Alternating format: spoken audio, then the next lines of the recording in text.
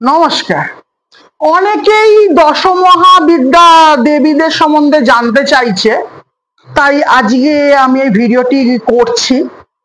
দেখুন, দশমহাবিদ্যা দেবীদের একটা ছোট ভিডিওতে হবে না, অনেক বড় বড় ভিডিও করব। আমি আস্তে আস্তে করবো, সিরিজ ধরে ধরে করবো এক একটা দেবীকে নিয়ে।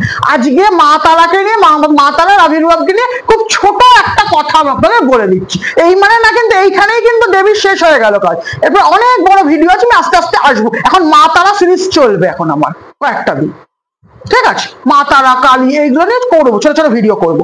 আচ্ছা, এবার ভিডিওতে কথায় আসি। তারা দেবীর আবির্ভাব হয়েছিল সমুদ্র মন্থনের সময়।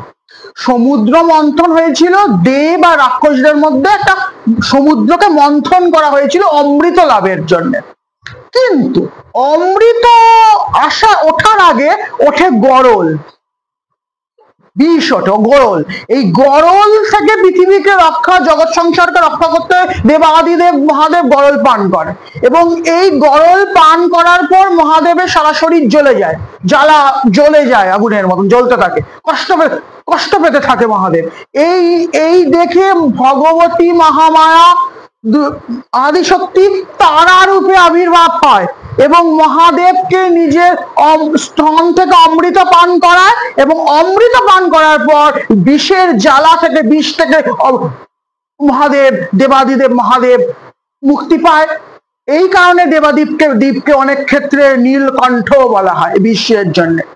এবং দেবাদিদেবের বিষ দেবী স্বয়ং নিজের শরীরে ধারণ করে, দেবীর বর্ণ নীল হয়ে ওঠে।